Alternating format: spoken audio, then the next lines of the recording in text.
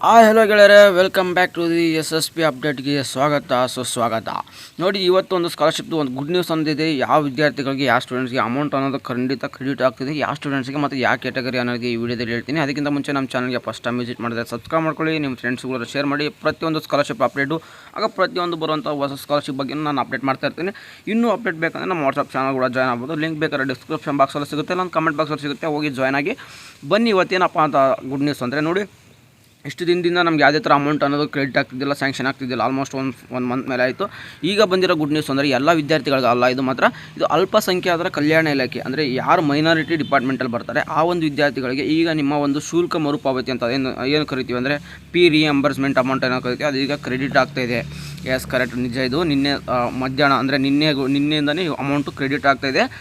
Amount ಅನ್ನೋದು ನಮ್ಮ ಕರ್ನಾಟಕ ಸರ್ಕಾರ ಅಲ್ಪಸಂಖ್ಯಾತರ ಕಲ್ಯಾಣ ಇಲಾಖೆ ಅವರಿಗೆ ಅಮೌಂಟ್ ಅನ್ನೋದು ಬಿಡುಗಡೆ ಆಗಿದೆ. ಈಗ ಇನ್ನು ಯಾರು ನಮ್ಮ ಅಲ್ಪಸಂಖ್ಯಾತರ ಕಲ್ಯಾಣ ಇಲಾಖೆಯಲ್ಲಿ ಬರ್ತೀರಾ ಆ ಒಂದು ವಿದ್ಯಾರ್ಥಿಗಳಿಗೆ ನಿಮಗೆ ಈಗ ಸ್ಕಾಲರ್ಶಿಪ್ ಅನ್ನೋದು ಬರುತ್ತೆ. ಅಲ್ಪಸಂಖ್ಯಾತರ ಕಲ್ಯಾಣ ಇಲಾಖೆಗೆ ಮಾತ್ರ ಈಗ ಬಂದಿರೋವಂಥ ಒಂದು ಬಜೆಟ್, ಅಂದರೆ ಒಂದು ಫಂಡ್ ಅನ್ನೋದಾಗಿರುತ್ತೆ.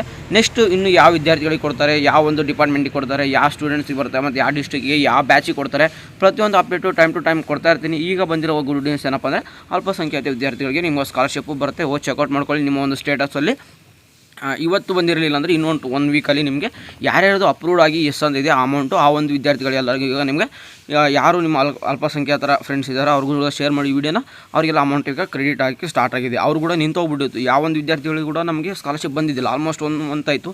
ಇನ್ನೂ 1 ಮಂತ್ ಯಾವುದೇ ಥರ ಅಮೌಂಟು ಫಂಡ್ ರಿಲೀಸ್ ಆಗೋದಿಲ್ಲ ಅಂತ ನಾವು ಅಂದ್ಕೊಂಡಿದ್ವಿ. ಬಟ್ ಈಗ ಏನಾಗಿದೆ, ಅದಕ್ಕೋಸ್ಕರ ನಾನು ಅಪ್ಲಿಕೇಶನ್ನ ವೆರಿಫಿಕೇಷನ್ ಮಾಡಿಸಿ ಬೇಗನೆ ನಿಮಗೆ ಅಮೌಂಟ್ ಬರ್ಬೋದು ಅಂತ ಹೇಳಿದೆ.